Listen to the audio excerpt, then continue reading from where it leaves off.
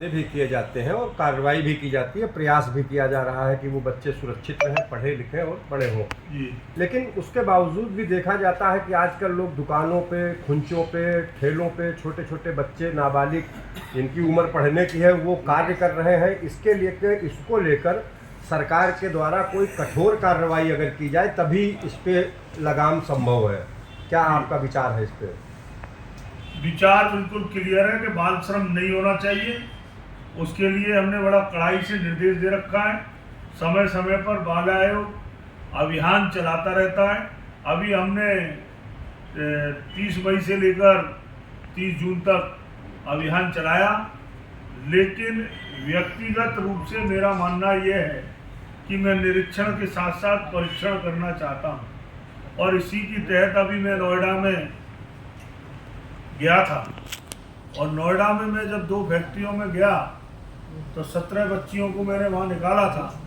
और वो बच्चियाँ निकालने के बाद और जो कार्रवाई मुझे जानकारी लगी है कि चालान तो हो जाता है, लेकिन कायदा ये है कि आज भी हमने निर्देश दिया है कि जो भी बच्चा रेस्क्यू किया जाए वो हमारे CWC के सामने पेश किया जाए, और पूरी टीम इसकी जो बनी है वो पूरी टीम जाए, अलग अलग कोई व्यक्ति नहीं जाए। हमारे जिला प्रोफेशन, हमारे बाल संरक्षण इकाई, हमारी चाइल्ड लाइन, हमारे CWC के लोग और श्रम विभाग के लोग, ये सब, और ASTU हमारी पुलिस, और ये सब मिलकर जाएं और मिलकर जाएंगे।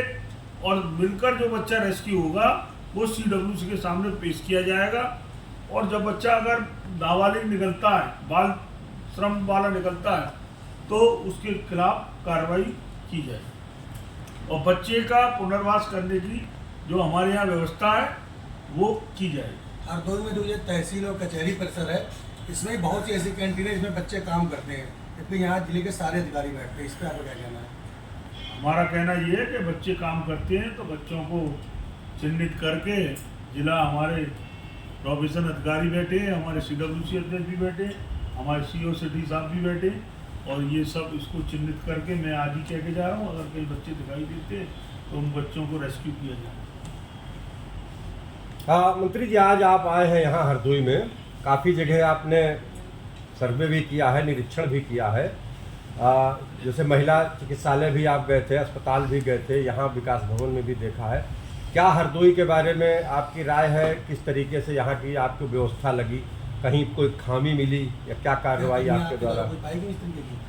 हरदोई के लोग बहुत अच्छे, और मुझे यहाँ आकर बहुत प्यार, स्नेह का वातावरण मिला। मैं प्रातःकाल से ही यहाँ आया हूँ, और सबसे पहले मैं हरदोई की जेल में गया था, और जेल में जाकर मैं महिला बैरक में और अल्पवयस्क जो बच्चे हैं उन बच्चों की बैरक में भी गया, और वहाँ पर मैंने 2 झूले लग रहे थे, क्योंकि मैं महिला जेल में जो बच्चे रहते हैं उनके लिए मैंने आज एक निर्देश दिया है कि बेसिक शिक्षा अधिकारी को निर्देश दिया जाता, और उनको निर्देश दिया है कि वो एक झूला और बच्चों के लिए लगाएं, और वहाँ पर पठन पाठन की भी व्यवस्था कैसी है उसको भी मैंने चेक किया। टीचर मुझे मिले थे वहाँ, और अल्पवयस्क बच्चों को भी टीचर पढ़ाते हुए मिले थे, उनकी क्लास चल रही थी। और दूसरा जो छोटे बच्चे थे, 9 की संख्या में बच्चे थे, वहाँ पर उन बच्चों की भी क्लासरूम को मैंने चेक किया, और वहाँ भी टीचर जाती है।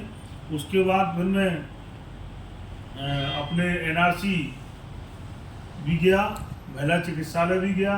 मैंने मरीजों के तीमारदारों से भी बात की, और मैंने जब इमरजेंसी पर पूछा और वहाँ OPD पे पूछा, मैंने दवाई मिल रही है? बोले मिल रही है।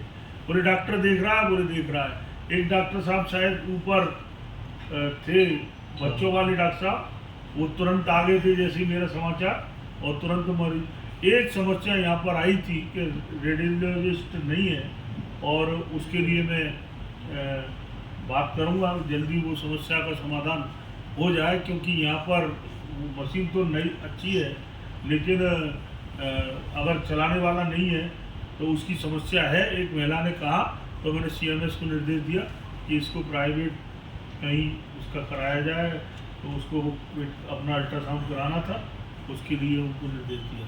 बाकी का साफ सफाई की व्यवस्था थी। दूसरा मैंने एक बात और देखा, एक जगह शायद अगर आप में से कोई होगा, कि तीमारदार भी बहुत ज़्यादा पहुंच जाते हैं पेशेंट के साथ, और मैंने हाथ जोड़कर उन तीमारदारों से मैं आपके माध्यम से भी प्रार्थना करता हूँ, ये मैंने इसी यहाँ के हॉस्पिटल में ही देखा, हाथ जोड़कर कि मरीज के साथ ज़्यादा लोग ना जाएं, मरीज को ठीक होने दें। छोटे छोटे बच्चों को लेकर भी तीमारदार पहुँच जाते हैं, उनको भी मैंने तीखे लहजे में भी और एक प्यार भरे लहजे में भी समझाया कि आप बच्चों को ना लाएं, लेकिन लोग वहीं खाना चालू कर देते हैं। मैंने अस्पताल तुम्हारा है, यहाँ साफ सफाई रखें, और साफ सफाई रहेगी तो।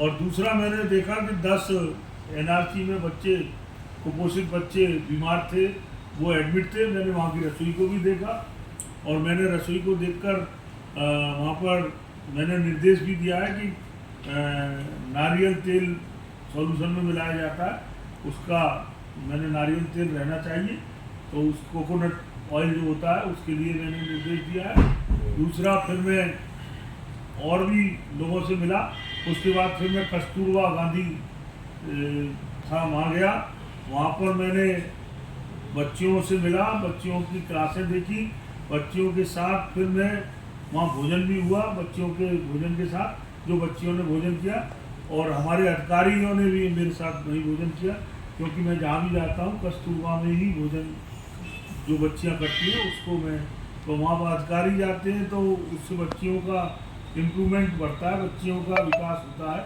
और अभी हमें बड़ी खुशी है कि ऑल इंडिया की क्रिकेट टीम में हमारी कस्तूरबा की बच्ची का अभी सिलेक्शन हुआ, तो मैंने कहा कि उस बच्ची के मैं चित्र सब कस्तूरबा में लगाऊंगा, जिससे हमारी कस्तूरबा की बच्चियां आगे बढ़ें। इसके लिए मैं उसको, बच्ची को थोड़ा चित्र लगाकर उन बच्चियों की प्रोग्रेस की। दूसरा हमारा एक अभियान और चल रहा है, एक युद्ध नशे के विरुद्ध। आज छोटे छोटे बच्चे जिस तरह से नशा करते हैं, आइडेक्स को ब्रेड में मिलाकर नशा, सॉल्यूशन से नशा, वाइट कलर से नशा, उसके लिए हमने गाइडलाइन दी हुई है। उस गाइडलाइन के बारे में भी मैंने जानकारी की कि विद्यालय के सराउंडिंग 100 मीटर तक कोई भी पान, बीड़ी, सिगरेट, गुटखा की दुकान नहीं होनी चाहिए, ई सिगरेट नहीं होनी चाहिए, हुक्का बार नहीं होना चाहिए। तो ऐसी स्थिति यहाँ पर मुझे नहीं लगी है। दूसरा, प्रहरी क्लब बनाने की बात कही गई है, क्योंकि DISP भी नए आए, और मैंने कहा कि एक क्लास कक्षा 6 से लेकर ऊपर तक की क्लास में प्रहरी क्लब बनाए जाएं, 6-7 विद्यार्थी और एक टीचर, उनका अध्यक्ष, क्लास टीचर उनका अध्यक्ष बना जाए, और क्लास टीचर का नंबर DIS कार्यालय से सारे, चाहे इंटर कॉलेज हो, चाहे डिग्री कॉलेज हो, चाहे इंजीनियरिंग हो, सारे विद्यालयों के क्लास टीचरों के नंबर जिला प्रोफेशन पे जमा कराए जाएं। और अभी मैंने एक गाइडलाइन और दी है, एक गाइडलाइन और, जो H1 मॉड्यूल्स की जो दवाई की दुकानों पर जो दवाइयाँ मिलती हैं नारकोटिक्स की, उसके लिए मैंने मेडिकल शॉप पर कैमरे लगाने की बात कही थी, और उसके लिए भी मैंने आज निर्देश दिया है। आबकारी दुकानों पर भी कैमरे लगाने की बात कही थी। 21 वर्ष से कम आयु के बच्चे शराब ना खरीदें, और इस अभियान को सब लोग बैठे थे और सबने कहा हम इस अभियान को जोर शोर से चलाएंगे। दूसरा, सरकार की जो योजनाएं चल रही हैं, और मैं धन्यवाद देना चाहता हूं योगी आदित्यनाथ जी को कि इस नशे के अभियान को जिस तरह से उन्होंने लिया है, 15 दिन का पखवाड़ा बनाया है, और उसमें अरबों खरबों रुपए की ड्रग्स पकड़ी गई है, और सीधा उन्होंने पुलिस को निर्देश दिया है, उसके कारण इसमें गति मिली है। और आज जो नशे, विकृत मानसिकता के लोग जो अकूत संपत्ति पैदा करना चाहते हैं नशे के व्यवसाय के माध्यम से, और बच्चों को उसमें भागीदार बनाना चाहते हैं, उन्हें इस काम में लगाना चाहते हैं, ऐसे लोगों को शिकंजों के अंदर में डाला जा रहा है, जिससे नशे के कारोबार में भी असर आएगा। और ये अभियान, क्योंकि नारकोटिक्स विभाग और राज्य बाल अधिकार संरक्षण आयोग का जॉइंट एक्शन प्लान है, नारकोटिक्स विभाग और पुलिस अपना